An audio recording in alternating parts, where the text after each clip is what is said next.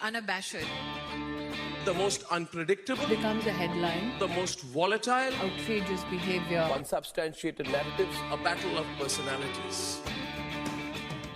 Welcome to Grand Tamasha, a co-production of the Carnegie Endowment for International Peace and the Hindustan Times. I'm your host, Milan. The Golden Road, How Ancient India Transformed the World is the new book by the celebrated historian William Dalrymple. For listeners of this podcast, Dalrymple surely needs no introduction. He's the best-selling author of 9 books, including The Last Mughal, The Anarchy, and my personal favorite, City of Djinns. He is co-founder of the Jaipur Literature Festival and co-host of the wildly popular podcast Empire with Anita Anand. His new book, The Golden Road, highlights India's often forgotten role as a crucial economic and civilizational engine sitting at the heart of the ancient and early medieval worlds. Above all, it tells the story of the forgotten Indosphere and its multiple legacies. To talk more about his new book, William Dalrymple joins me from our studio in Washington, D.C. William Dalrymple, congrats on the book, and thank you so much for taking the time. Thank you. We're speaking on publication day for the US, which is very exciting, so very appropriate. So this is a very big day, indeed. An auspicious day. I got a headache just from looking at your busy calendar, which is taking you to exotic places like Houston and Dallas and St. Louis and elsewhere. But none of them places I know well, so it's all very exciting. I'm from Houston. So after the show, I'll give you my personal favorites of food and art. I want to start by asking you about the meta theme of this book. And I want to quote a passage that you have right at the beginning where you say the following. You say, "For most of the late medieval and modern history, India was on the receiving end of a great deal of cultural influence from beyond its borders. But for a millennium and a half before then, from about 250 BCE to 1200 CE, India was a confident exporter of its own diverse civilizational, creating what you call in the book the Indosphere." And we're going to get into this in some detail, but if you just kind of step back at a macro level, describe for us, if you could, what constitutes in your mind the Indosphere? I first became aware of India's extraordinary influence over so wide an area, particularly of Asia, but also of Europe, when I traveled 20 years ago to Angkor Wat. And I was with small kids and we were going around, and there was this extraordinary realization, a sort of dropping of the penny, that all the scenes being carved on the walls of Angkor Wat in the middle of the Mekong Delta in Cambodia were stories which actually took place, or which were first told, on the banks of the Yamuna near where we lived in Delhi. Stories like Krishna and the Gopis, which takes place in Vrindavan, just to the south of Delhi. Stories of the great battle of Kurukshetra, the climax of the Mahabharata, which is today a railway station just an hour north of Delhi. And also stories of the Ramayana, which is slightly further away, in the climax of which is obviously the Battle of Lanka in what's now Sri Lanka. But it was an extraordinary thing to wander around a part of the world I didn't know at all then, Cambodia, and see all these familiar stories from my adopted home of India. And the wider I traveled, the more I became aware this was not just a fluke, that you come across statues of Ganesh in Buddhist temples in Japan. You come across, obviously, the full panoply of Buddhism all over China and even as far as Siberia. To the west, this realization, which is something I deal a lot with in the book, that the number system that we all use every day without thinking, and particularly the numeral 0, these are all Indian inventions, though I grew up calling them Arabic numbers because obviously the West got them from the Arabs, but the Arabs got them from the Indians. And once you start putting it all together, it comes as, well, certainly came to me as a very startling revelation of quite how wide in so many spheres of life the influence of India was. And a lot of it comes from this sort of early period between the time of Ashoka, around 250 BC, till the foundations of the different Turkish sultanates in India in the sort of 12th century.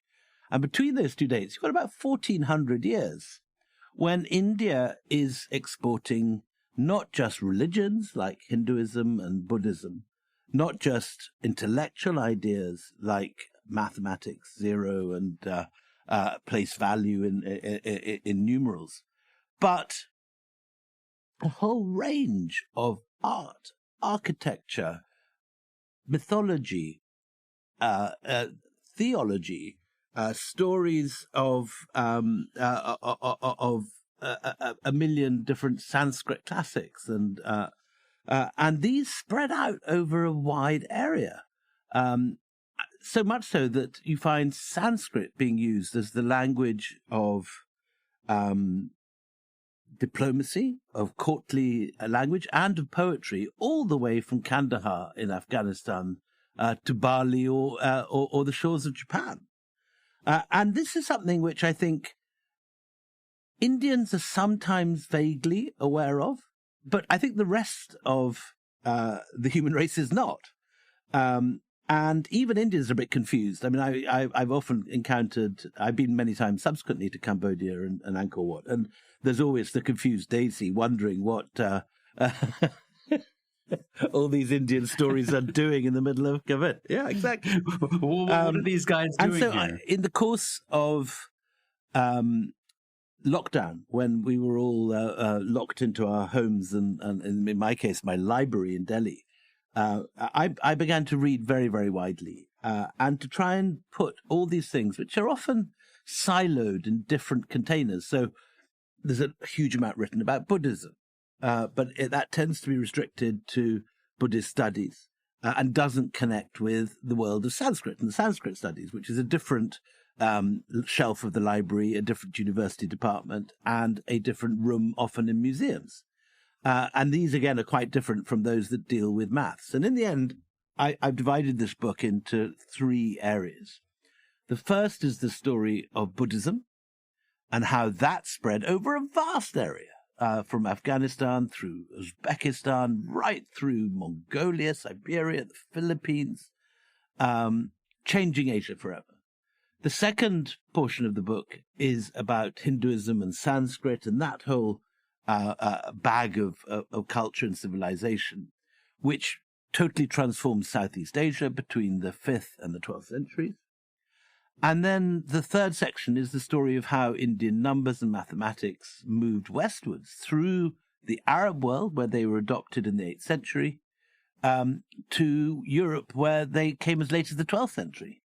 And these are three distinct stories, but between them they tell an extraordinary tale. And I think, certainly the reception this book has had in India and elsewhere shows that I think these are things that people haven't often connected, that these dots have not been joined before. And it's a very nice exercise to try and pull them all together into one story.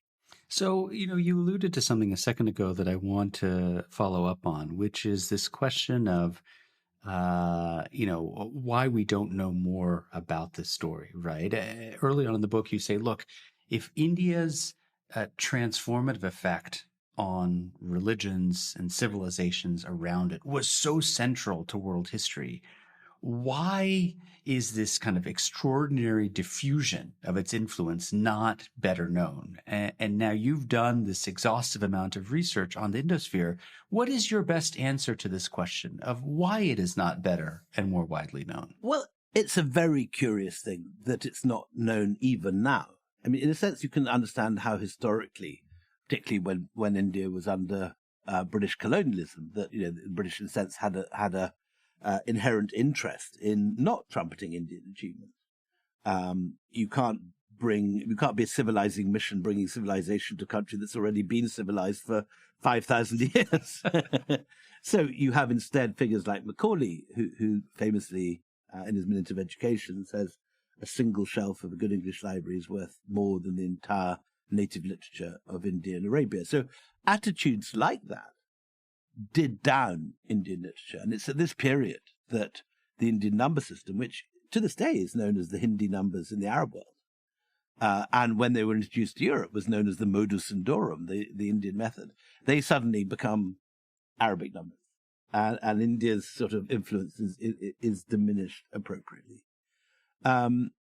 so my job, I thought, was to try and pull these all together. And the contrast I always had in my mind was with the very successful job that I think the Chinese have done recently to trumpet their achievements, and good on them. And the principal organ by which they've really done this is in the whole story of the Silk Road. Now, I'd always assumed, and I'm sure you had too, the Silk Road is something which has always been there, that is referred to in ancient sources in China and in the West, and is a fact of history. It turns out, actually, that the term the Silk Road was invented by a German geographer in 1877, Der Seidenstraßen, he calls it. The German Baron von Richthofen comes up with this. It enters the English language as late as 1936, when a Nazi-sympathizing Swede called Sven Hedin writes his travel memoirs under the title The Silk Roads. And it's only really in my when I was at university in the 1980s that this term really gets out into the world, and you find exhibitions in the National Gallery of Art and the Metropolitan Museum, and suddenly there's carpet shops and bars all over Uzbekistan and Turkey, all called the Silk Road this or the Silk Road that, and it becomes a thing. And now it's not only a thing; it's a sort of geopolitical fact, because the Chinese have built their Belt and Road on this myth. In reality, the truth which I'm trying to bring out in this book is that the Silk Road didn't exist in any form until the Mongols created a single polity. When Genghis Khan knocks through Persia, destroys Baghdad, he does create a single borderless empire that stretches from the Mediterranean to the South China Sea. And at that point, in 1271, Marco Polo does walk a horizontal line from the Mediterranean and ends up at Shangtu, known later as Xanadu, Kubla Khan's pleasure dome of Coleridge's poem.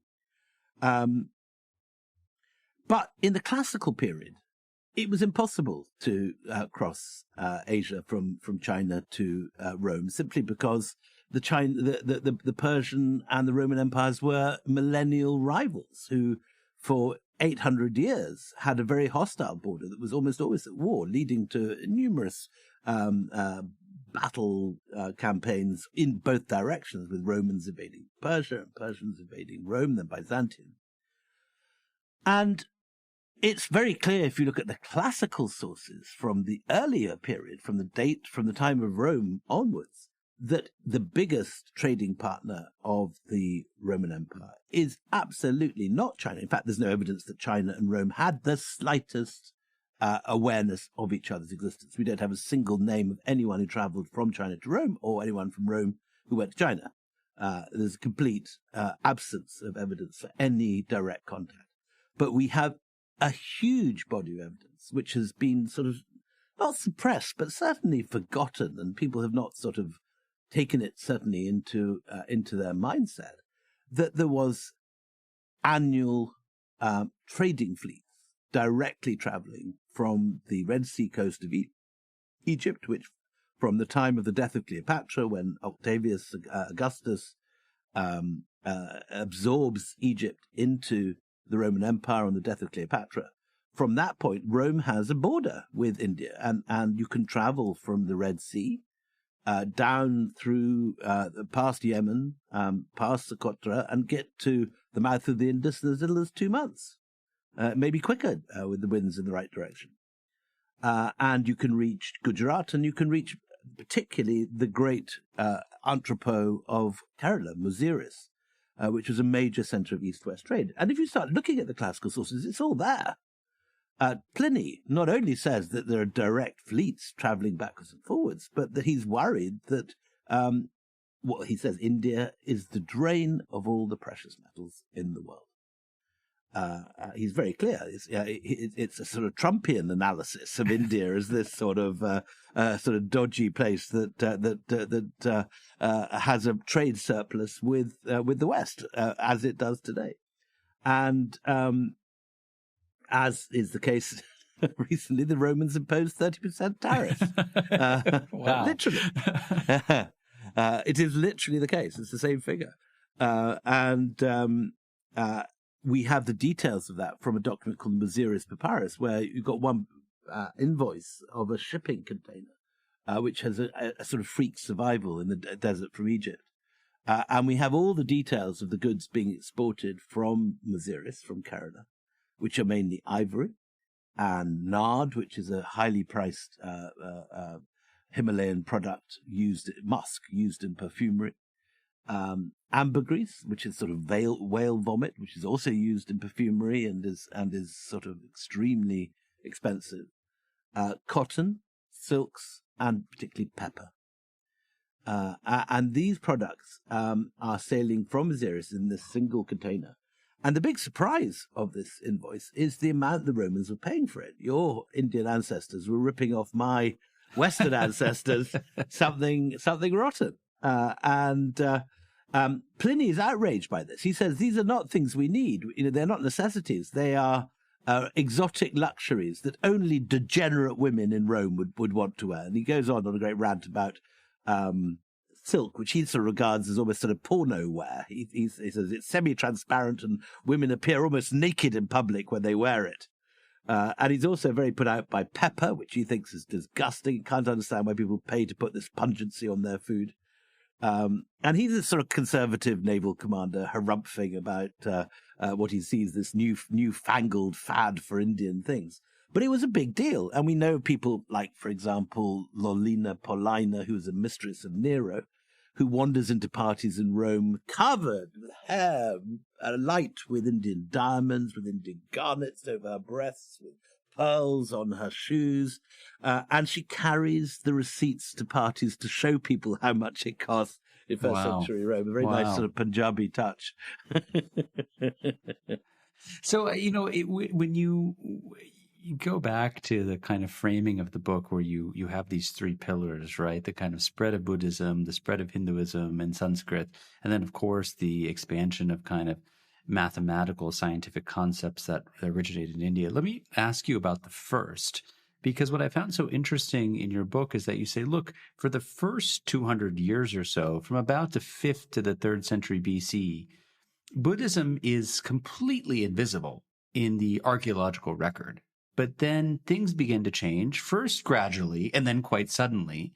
How did the ideas of Buddhism begin their extraordinary journey around the world out of India? So unlike Islam, which, appears and very quickly spreads, and even Christianity, you get, we have records of Christians appearing in Rome and in Asia Minor by the end of the 1st century. Buddhism is a much slower grower. There are a few possibly Buddhist remains in the places associated with the Buddha's own life. Lumbini, for example, Bodh Gaya, where he has his enlightenment, Sarnath, where he preaches his first sermon, and Rajgir, which was the capital of that area of northeast India at the time, what would later become sort of Patna, but Rajgir is nearer Nalanda and Bodh Gaya. And was the capital at that time. And there are a few remains that are probably Buddhist monasteries and Buddhist structures from that period. But it's only when Ashoka comes into the scene in the 3rd century BCE that suddenly Buddhism spreads everywhere, right through the rest of India, through Ajanta, through the great Buddhist monasteries of the Deccan to Sri Lanka.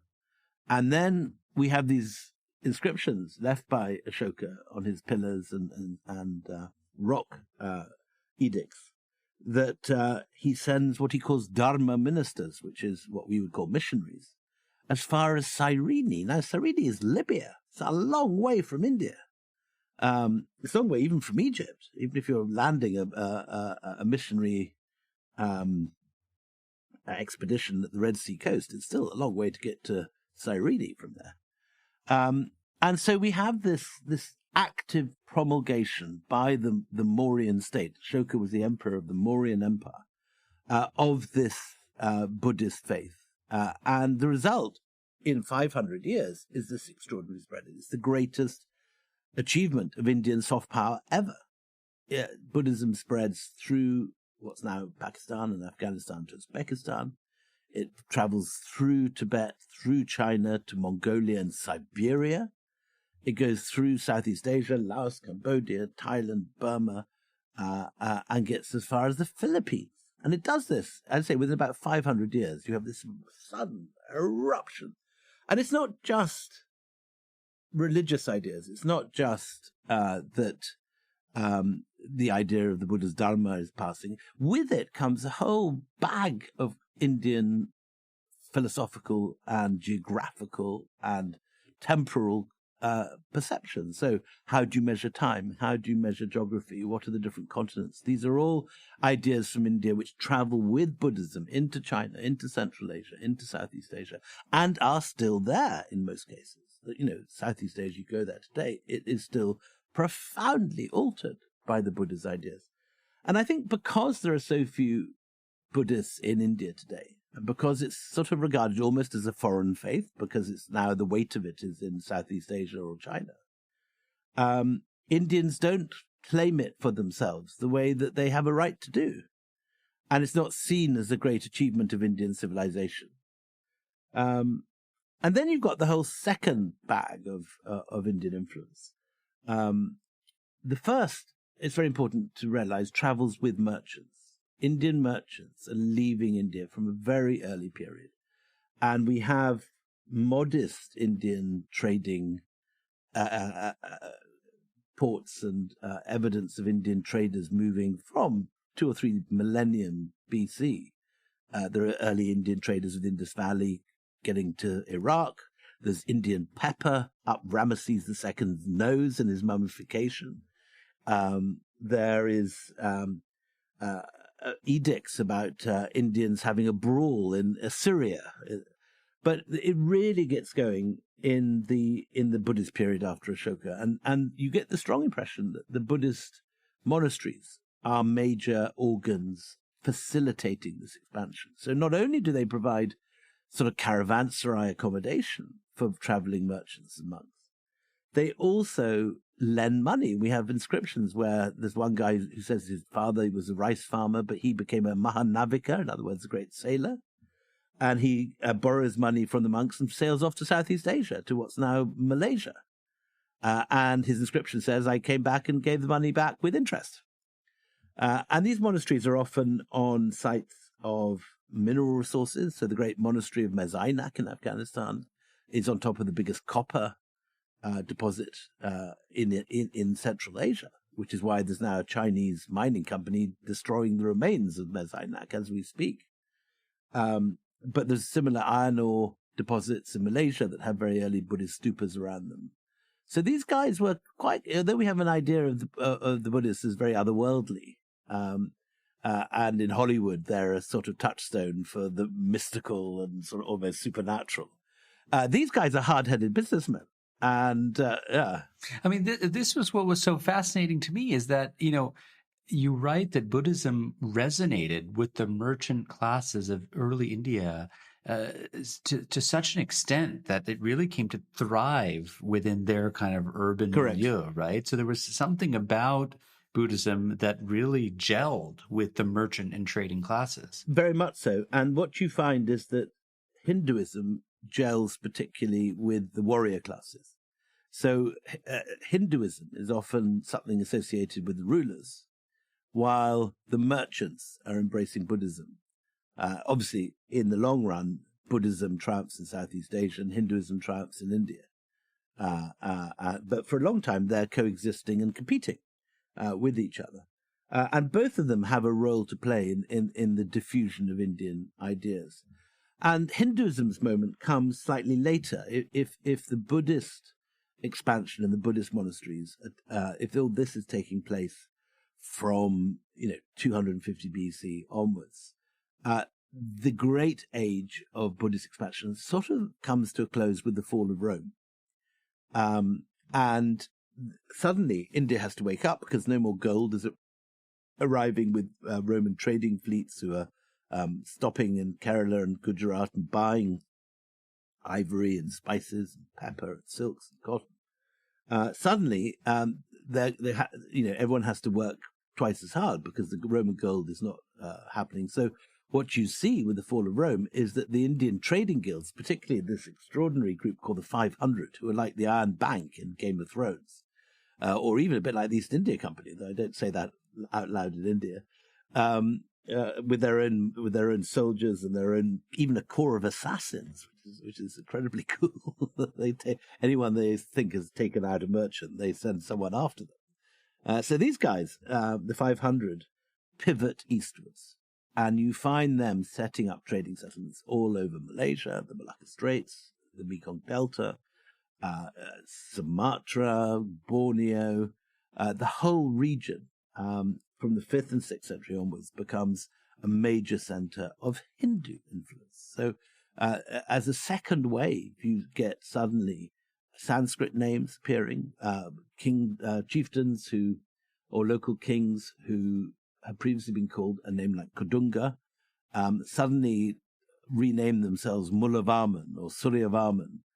And this is the great age of Sanskrit. And you find these wonderful Sanskrit inscriptions all over Southeast Asia in perfect grammar. It's not like they're speaking a sort of provincial pidgin Sanskrit that doesn't cut the mustard with the intellectuals in India. The Khmer inscriptions are perfectly formed in their grammar and orthography. And you get the impression that the Khmers are showing off, in fact, their mastery in Sanskrit. There's one little temple called Bante Shrey where the prime minister writes down his reading list that he's given to his younger brother. And it has all, the basic Puranas and the Vedas, but it also has quite obscure sort of South Indian texts about Amma cults and so on. And these are things that his brother is reading. So we have this second wave of Indian influence spreading with Hindu kingship, with Sanskrit language. And this is the time that Sanskrit scholars begin to talk about the Sanskrit cosmopolis, this moment when every court between Kandahar in Afghanistan through to Bali in Southeast Asia are using Sanskrit as their diplomatic language, rather like in medieval Europe, everyone used Latin as their medieval language, another sacred language which becomes associated with diplomacy over a large area. And it's an incredible legacy. You find now the whole landscape of Southeast Asia being renamed.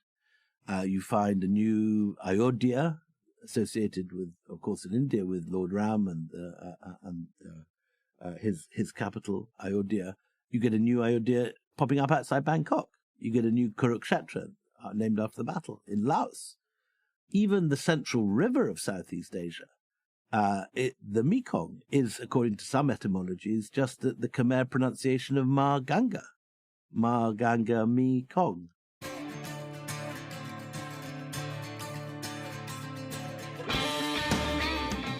Hey, Grand Tamasha listeners. Thanks for listening to the podcast. Putting this show together each week is a labor of love, but it takes a lot of work to put out a great show every week. If you'd like to support the work we do at Grand Tamasha, please visit ceip.org/donate. Don't forget to subscribe to us on Apple Podcasts, Google Podcasts, Spotify, or on your favorite podcasting platform, so you'll be the first to know when a new episode rolls out.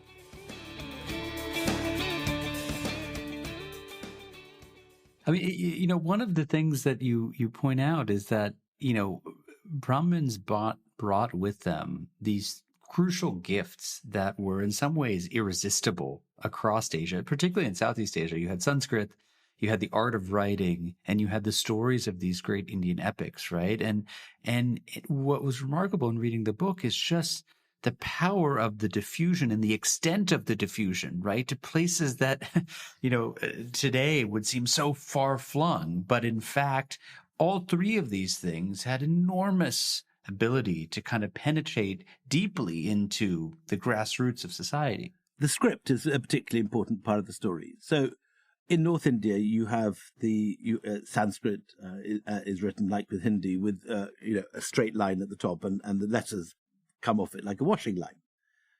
Now, you can't do that sort of writing on palm leaf because those straight lines rip the palm. So they develop a circular script that goes round and round.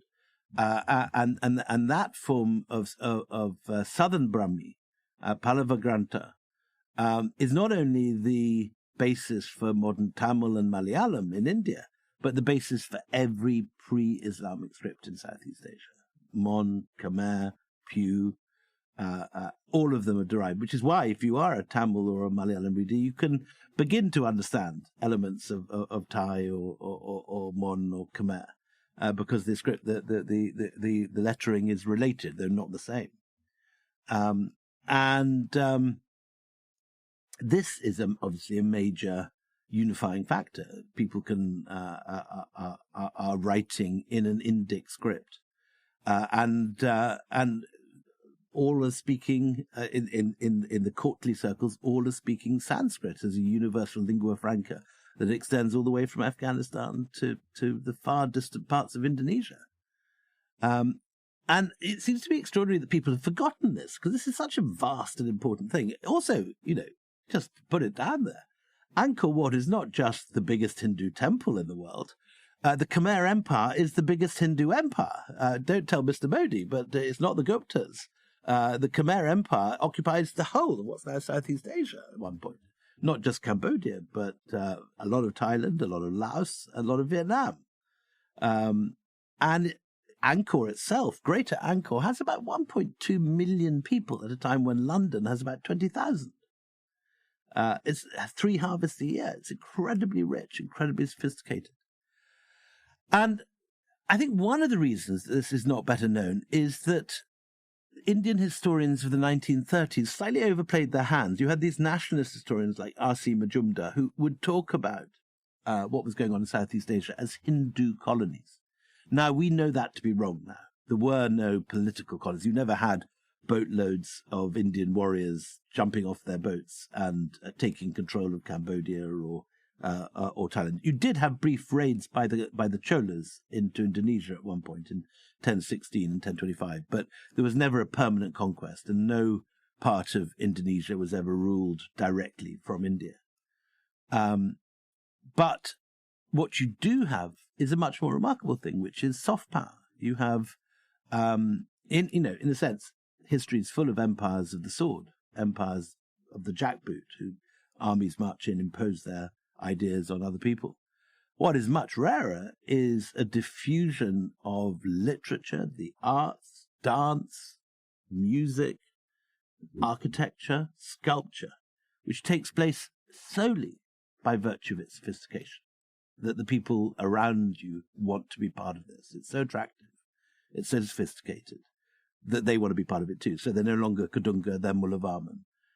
They're now writing in this new script. They've got Brahmins who are joining you, the local king, to Lord Brahma or Lord Vishnu or Lord Shiva or the great goddess.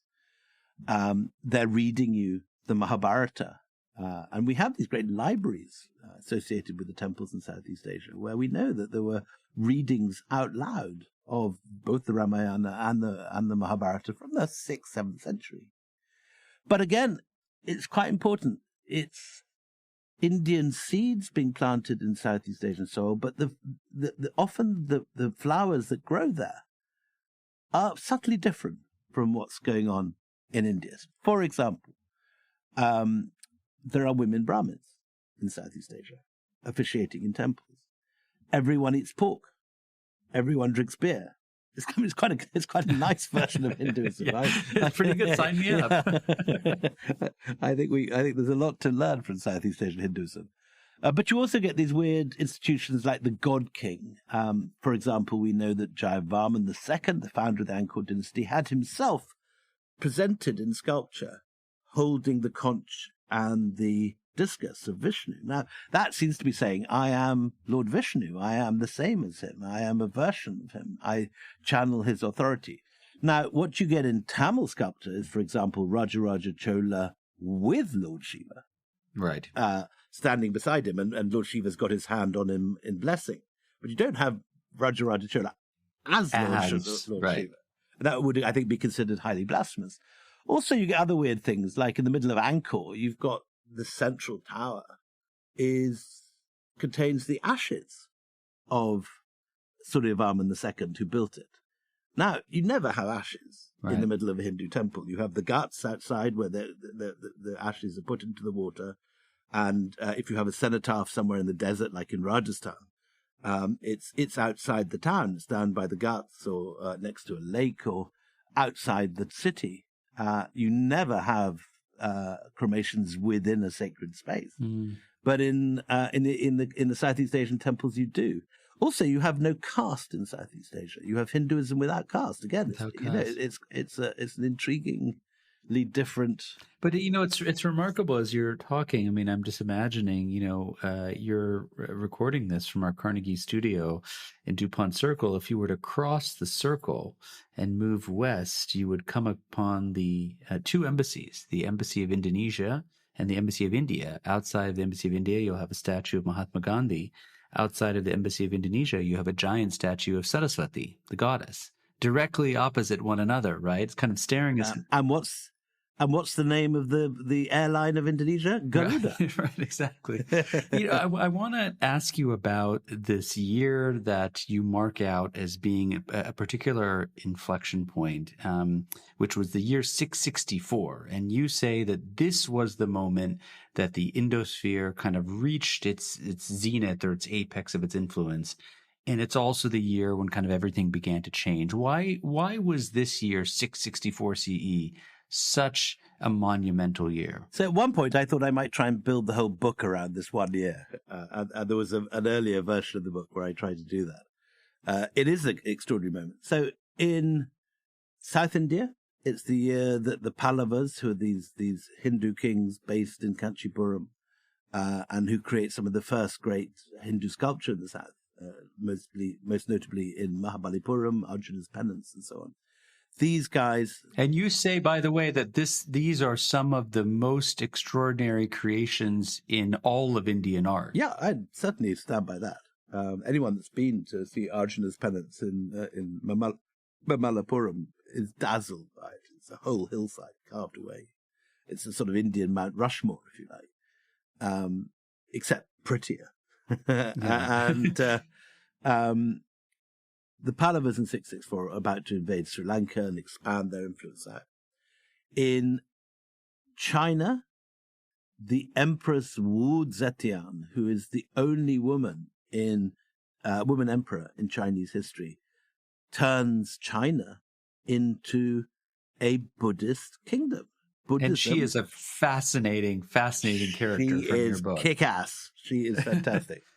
Yes. So Wu Zetian is a former concubine who had somehow managed to jump from the bed of the great Emperor Taizong, the founder of the Tang dynasty, to his son Gaizong, get rid of her empress, take her place, and eventually become first regent and then actually empress. And she uses a rather sort of sinister think tank of ex-Nalanda-trained monks and priests called the Scholars of the Northern Gate, which sounds a bit like one of those sort of sinister Tory think tanks that plotted Brexit in Britain. And some of them are Indian, some of them are ethnic Chinese studied in Nalanda. And these guys pull off an extraordinary moment in history when China, a great civilization, never known to be over-impressed with anything that foreigners do because it is so rightly proud of everything that's happening in China. China, at this moment in 664, embraces Buddhism. And it becomes the state religion, briefly. It's the high watermark of Indian influence. And so that's an extraordinary moment. Again, I think Indians often are not aware of how extraordinary the spread of Buddhism is. They sort of take it for granted that it's something that's always been there in China. But it has a history. It spreads first to Western China, then to Central China, to Gansu, and then through the Gansu corridor, eventually taking over the court under Wu Zetian. And finally, in 664, there's the third great earthquake, because this is the period when in West Asia, in the Middle East, the armies of the Prophet are on the march.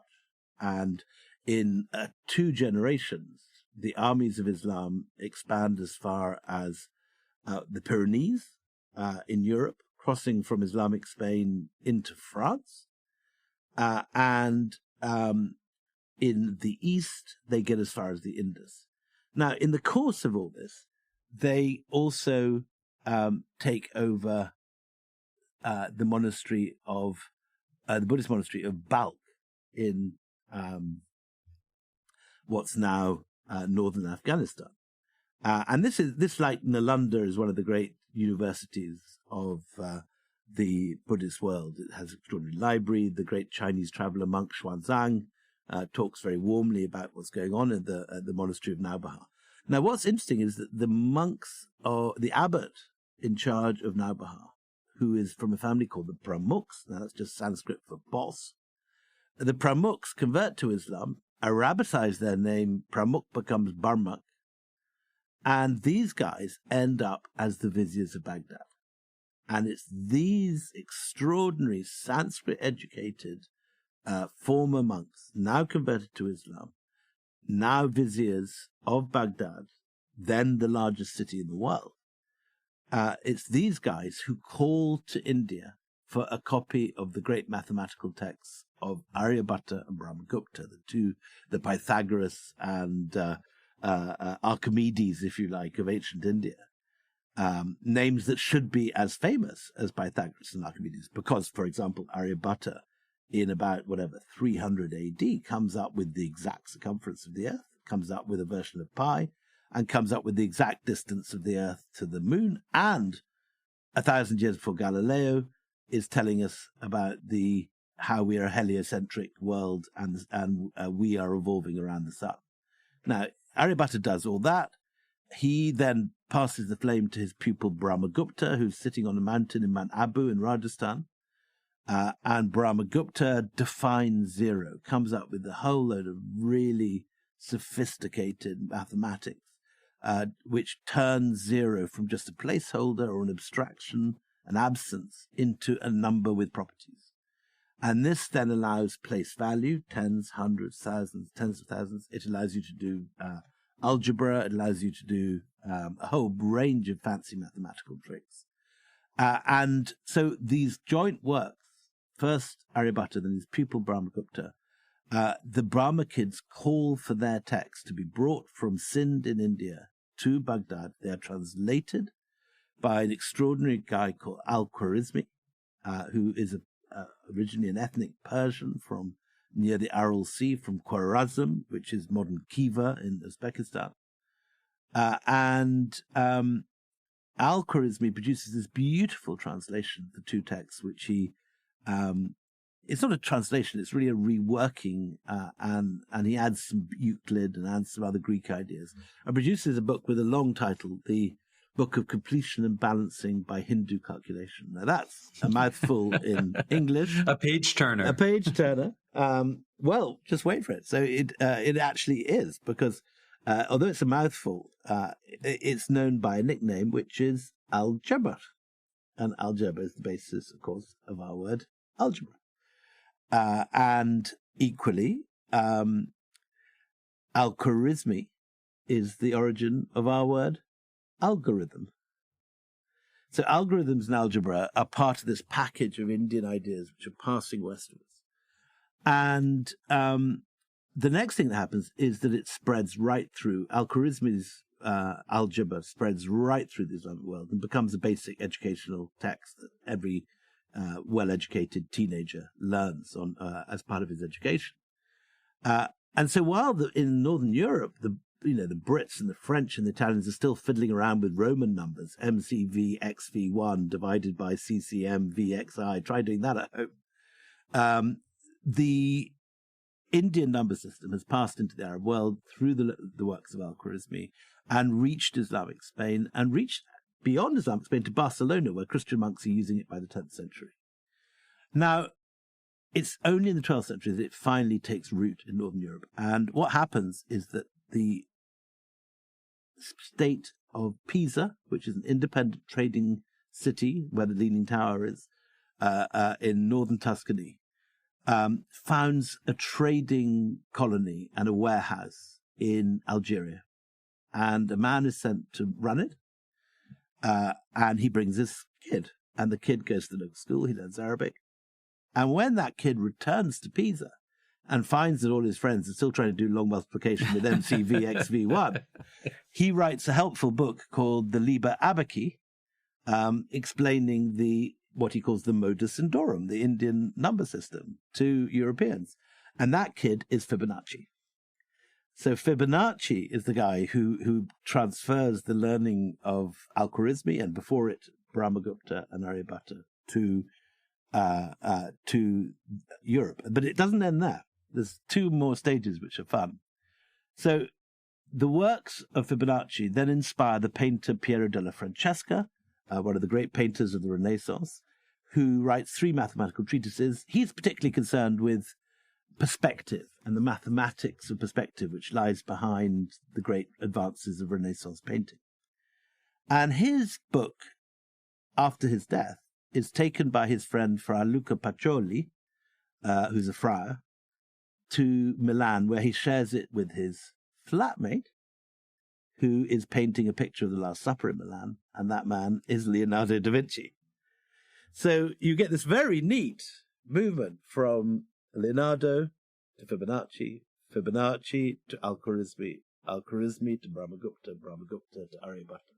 So in 5 stages, you move from Leonardo doing helicopters in Milan to Aryabhata discovering the heliocentric nature of the universe in Pataliputra in 300 AD. But there is a kind of irony here, and it's one that you point out in the book because, you know, the 11th, 12th, 13th centuries, this is when the Indosphere suddenly and dramatically imploded. Somewhat ironic because at the same time, Indian scientific and mathematical ideas were finally catching hold all the way from Europe to the Middle East. You know, so there is a bit of a disjuncture here between these sort of two things happening simultaneously.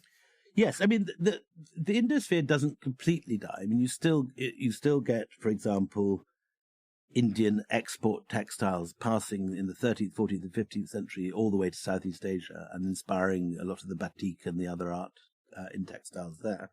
And in a sense, the last great Indian export to Southeast Asia is Islam, because it's Gujarati Muslims who take Islam to Southeast Asia, which is why you now have more Muslims east of the Himalayas than you do west. It's an extraordinary fact. The whole of Indonesia becomes a great Muslim metropolis. But yes, 2 things destroy the self-confidence of Indian civilization. The first is the establishment of a series of Turkish Islamic sultanates across India. It reaches as far south as Madurai by the 14th century. And then, equally important and less well known in India, is what the Mongols do. Because the Mongols come and they are fended off by the Khaljis. So you get a hostile border in the Punjab, separating the Mongol world from the Indic world. So cutting off India from the old trade routes going north. And at the same time, you get thousands of Persian-speaking refugees pouring down from the destroyed cities of Central Asia, like Balkh and Merv, and all these cities that Genghis Khan lays waste. The refugees end up in Delhi, and they turn Delhi into a Persian-speaking city. So for the next 800 years, India becomes part of the Persianate world. And I think of India as a kind of 3-layered cake, if you like. You've got at the bottom this whole Sanskritic world with the Mahabharata, the Ramayana, and that whole body of learning. You then have, from the 13th century, the Persianate world, where stories of Hafiz and Rumi and the great Persian classics become very popular across India, and Persian becomes the language of civilization in Indian courts. Often Sanskrit runs alongside it, and so the Mughals do a lot of translations of, for example, the Mahabharata into Persian, which is called the Razmnama in Persian, and so on. But then finally, in the 18th century, the East India Company turns up. The East India Company, incidentally, you could argue, might have been impossible without the importation of Indian numbers, so another further irony. And the East India Company imposes English in the mid-19th century. So the top layer, if you like, of Indian civilization is the English layer. And you know, so many people, certainly in the middle class in India, are now largely English-speaking. So you can look at it 2 ways. You can look at it, as some in the ruling party do, as a great loss, a destruction of a civilization, what V.S. Naipaul called a wounded civilization. You can also look at it, as I frankly do, as something which has left an incredibly rich historical legacy, with India having all the complexity of three major civilizations, the Sanskritic, the Persianate, and the English, and giving Indians references from language and literature which span all these different worlds. And when I go around India, I'm as interested to visit Vijayanagara as I am to visit the Taj Mahal. I get as much pleasure from seeing the extraordinary ruins of Nalanda, the great university, as I do from visiting Bijapur and seeing the wonderful mosques of the Deccan or Hyderabad. Equally, there's some extraordinary British era remains too in Calcutta and New Delhi and so on. So, it's not for me to dictate how people look on this, and there are many in India who do mourn the passing of this period of cultural dominance when India was its own master and Indian ideas were spreading in all directions. But I think, from my point of view, a lot of what I love about the complexity of Indian civilization has come from this triple layering. So it's certainly not all loss. There is a great deal which has been gained in the process, I think. Well, this is, I think, an apt place to end. At the very last page of the book, you have this very evocative passage, and I just want to read it for our listeners. You say, "History shows that India has always been at its most creative and influential. When it is at its most connected, plural, hybrid, open, and receptive to new ideas from its neighbors, when it represents the cohabitation, not a clash, of civilizations." And, you can read into it what you will about the current political moment. But I guess the question I'd like to end with is, is one about the future. I mean, are you optimistic about whether this mindset of cultural absorption and synthesis and kind of, India as this kind of mosaic rather than a monolith, can that be recovered? Well, I'm certainly an optimist for India economically. I don't think there's any way that India can avoid becoming the third economic power in the world behind America and China at the moment. But who knows by the end of the century whether they'll be leapfrogging one or both of those. Will India again have a moment like the Indosphere when India is exporting its philosophical, religious and cultural ideas? It's not impossible. And that's how I end the book, with the question mark. It's certainly not, a given. But I think we're seeing India ever more influential internationally. It's at no point since the 12th century has India been more important than it is now. At no point has India been richer than it is now. So, it's early days yet in this story. It's only 75 years since the British marched out of the gateway of India. Who knows where India will be in 25 years when the centenary of independent India takes place. But, there'll be many road bumps along the way, and we're talking in a week when, India and Pakistan are rattling sabers at each other again after a horrific massacre in Pahalgam. That is exactly the sort of thing, some stupid massacre, some malign terrorist act, and a saber-rattling response. That's exactly the sort of thing which can throw this whole project awry. But with a fair wind, I'm definitely a genuine optimist for the Indian 21st century. My guest on the show this week is the historian William Dalrymple. He's the author of the brand new book, The Golden Road, How Ancient India Transformed the World. We're recording this conversation on Tuesday, April 29th. An auspicious date is the release date for the book in the United States. He is about to embark on a head-spinning tour of the U.S. When we'll be back later this fall to tour the West Coast. William Dalrymple, it's such a pleasure to read you, to talk to you, to learn from you. Thanks so much for taking the time. Thank you, Ben. Grand Tamasha is a co-production of the Carnegie Endowment for International Peace and the Hindustan Times. This podcast is an HT Smartcast original and is available on htsmartcast.com. You can also find us on Apple Podcasts, Spotify, or wherever you get your podcasts. Don't forget to rate and review. It helps others find the show more easily.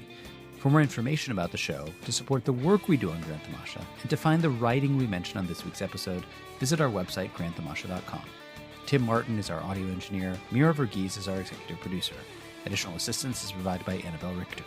Thanks for listening, and see you next week. This was a Hindustan Times production brought to you by HT Smartcast. HT Smartcast.